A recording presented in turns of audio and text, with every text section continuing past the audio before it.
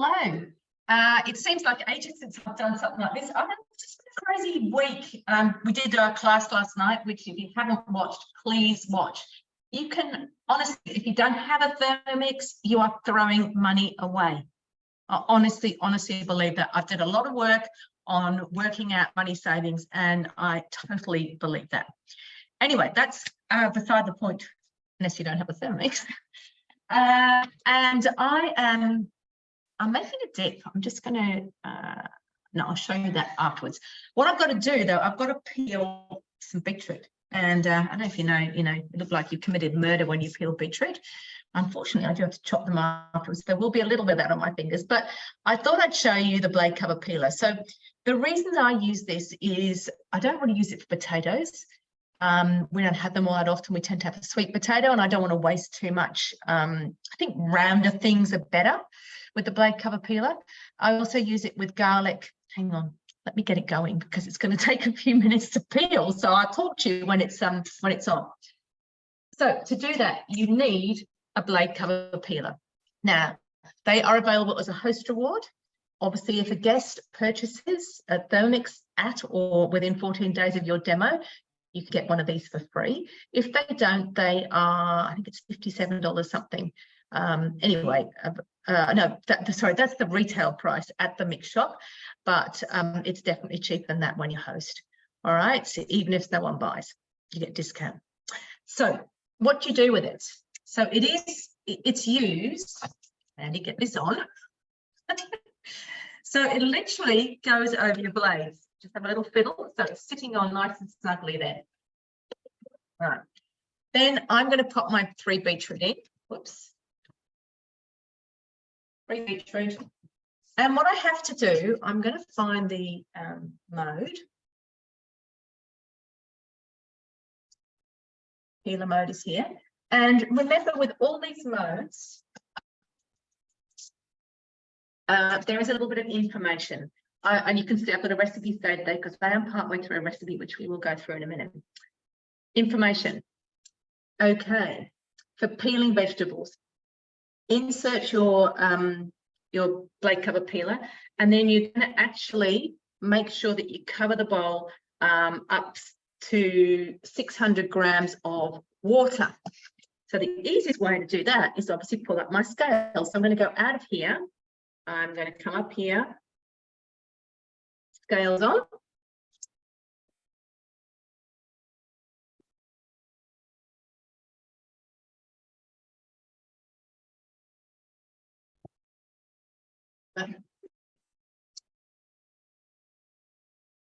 That'll do. That's okay. Coming back into my peeler mode. Whoops. Here we go. I'll literally hit the peeler sign and I'm going to turn it on. Now, this is a time where you want to make sure your Thermomix is well back off on the bench. I did push mine because mine's actually on a tile. So that's protecting my scales. Otherwise, you must never push it across the bench. I'm going to turn it on. I might have to move away. Does get a bit noisy. All right. There we go. I hope you can still hear me now. Oh, let me just check my volume. Volume might be down too. Yeah. Can you hear that thumping around? Stepping out, it's fine. All right. So what do you need the blade cover peeler for? You need it for peeling vegetables. I'm just going to keep a little bit of an eye because it is one of those things that, yeah, it moves around the whole lot. But sorry, inside it does. So you can use it for sous vide, where you have something in a bag, which sous vide is literally under a vacuum. So you take the air out of the bag, where you have like a Ziploc, food-grade Ziploc bag, which you just immerse in water with your food in it, and that helps push the air out. Or whether you have something with a little vacuum seal like you can get from the big shop. So sous vide is one of the reasons you can use this. Other one is, but if you don't have one of those and you're just sous viding for a small number of people, you can put it in your simmering basket, all right, sous vide. You can also use it for, it's really good for slow cooking. So I think when your meat gets soft, it tends to shred a bit. And some of the slow cooks are really quite long. They, can be up to 8 hours. So that's when that's when the having that blade cover there is really important for that. And of course, what we're using for now, peeling. So the things, I don't peel potatoes very often, as I said. I don't put carrots in there. I don't like the thought of something that's not brown going in it, because I think it takes too many of the edges off. But with beetroot, it's great because obviously it's saving your fingers a little bit. I also use it for garlic. So whole heads of garlic, 6 to 8 whole heads, break them apart, all the papery stuff in there, cover them with water, and do it for about a minute and a half, and just have a look. You will have to pull them out, and you'll have to separate, of course. But it's a hell of a lot easier than just using a knife and peeling everything. So that's a good thing. Also use it for ginger. Pull all the knobbly bits off the ginger, and put the ginger in there, peel it. So the reason I'll do that is, well, one, because I love ginger, and the other is because when I do this, I did a whole lot in summer at $9.99 a kilo. The last time I saw ginger, it was $39.99 a kilo. So I've got some huge bags worth of ginger coins. So just, peel it, slice it into coins, and pop it in the freezer. I've got 2 big bags of those left. So I'm hoping that'll do me through. You never know. I'm going away for a bit at some point. So hopefully it's enough. Even my husband used some the other day, which is amazing, because he told me I'd over ginger here, so we didn't allow ginger through here. Well, tiny weeny bits that couldn't really taste it. Okay, let's go back over and see how we're going here. 50 seconds. Here we are.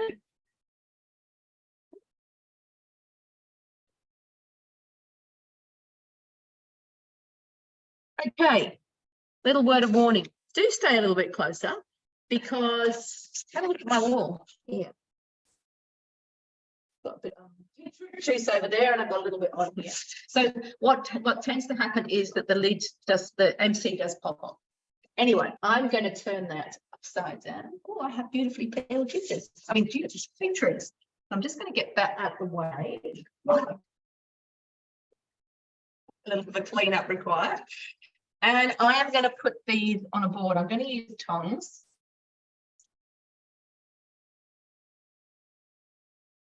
Although I am going to have to chop them a little bit for my thing that I'm making. All right. So let me show you. I'll just wipe off that. There we go. Beautifully peeled. See the colour of this water. Unbelievable. Number 2, beautifully peeled.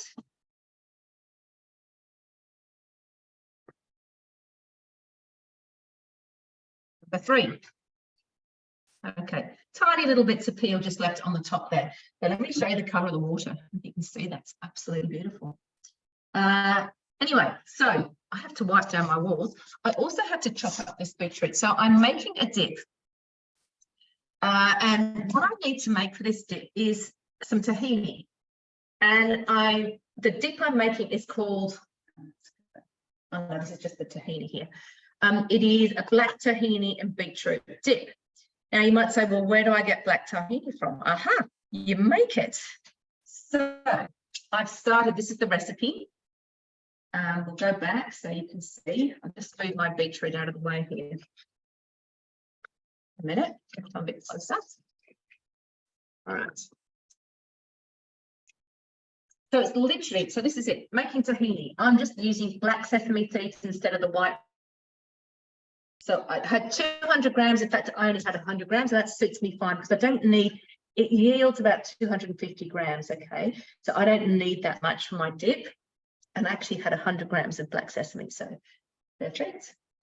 Simmering basket on, 8 minutes of dry roasting. Then you have to leave it to cool for 10 minutes, which is why I decided I'd show you that first. Then we're going to put the measuring cup in here. Or beetroot in firming. And we're going to mill for 20 seconds, speed 10.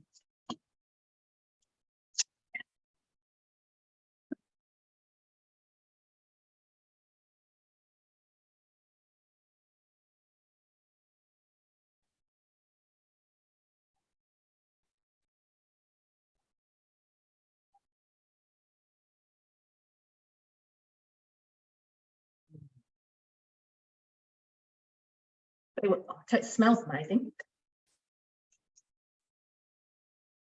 Right, so here we go. So pop down the sides there like that. So just scrape down the sides. You see all the black in there. 50 grams of grapeseed oil. So I do tend to have a bit of grapeseed oil because it's really good for mayo because it doesn't have a strong flavour.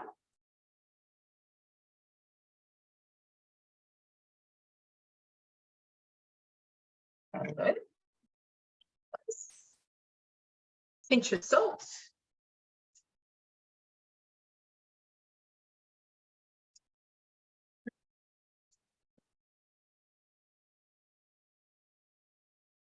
Ten seconds on speed 9.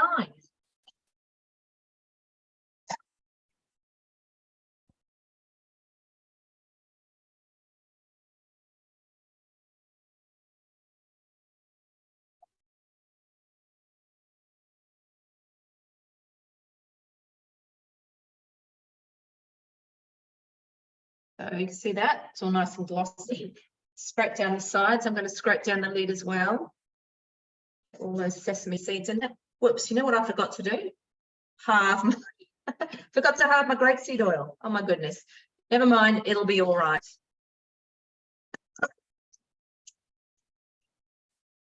It's just going to be a bit runny. It's silly. Anyway, never mind. These things happen, as we know. This is real people doing real things.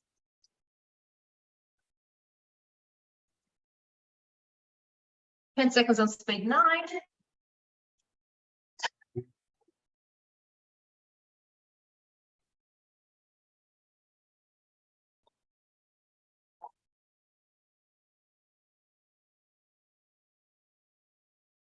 Okay. Obviously, this is going to be a little bit. Actually, it doesn't look too bad. It's a bit runnier than it would have been. It looks like chocolate, doesn't it? But I tell you what, it smells incredible. So I'm going to just put that aside for now. And that's that.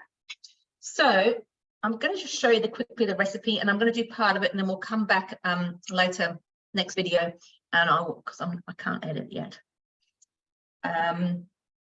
Need someone to show me how to do that. Anybody knows how to edit videos and add things together, let me know. So I do know the next thing I've got to do for my beetroot and black tahini dip is I've got to chop up this beetroot. All right. I'm finding that, I don't know, I think it's our internet. I need to go into settings sometimes. It says my Wi-Fi is connected. It says my Cookie Doos account's connected. Come back up here. Go back into my week. Fingers crossed. There we go. I don't know why it does that. So the black tahini and beetroot hummus is what I'm making. I've got to preheat my oven and line a tray with foil. Then I'm going to put the garlic and beetroot. So beetroot cut into 2 to 3 centimeter pieces. So it's done the peeling for me. I've just got to cut it up. And then 4 garlic cloves unpeeled, a bit of cumin seed and a bit of olive oil. And I'm going to wrap them up into a little parcel and pop them in the oven. So I'll just get on with doing that. My tray, yeah. So there will be a bit of blood on my hands.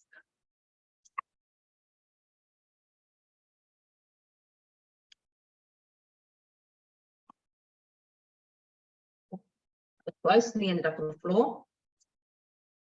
That wouldn't have been so much fun.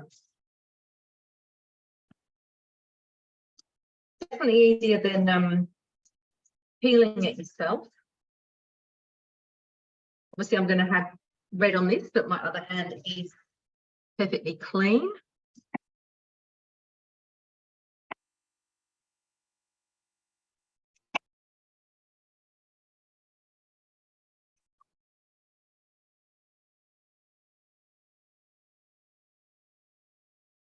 Now, these are some of the beetroot that I got at the market for the weekend.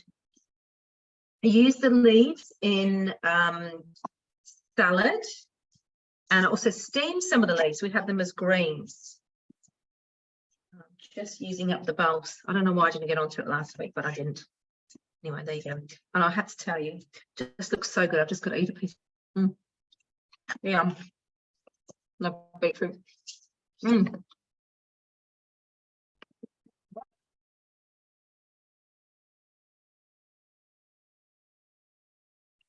That's not bad. Could have been the whole hand and both 2 hands. Anyway, beetroot and garlic. Now, just 4 cloves of garlic. I know there's 2 in here. Put those on my tray.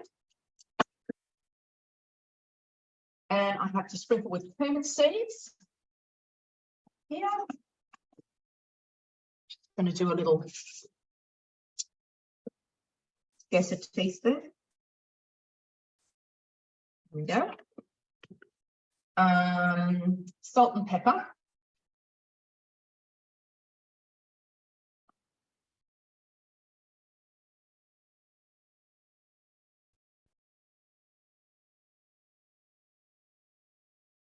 Pepper. And 2 tablespoons of olive oil.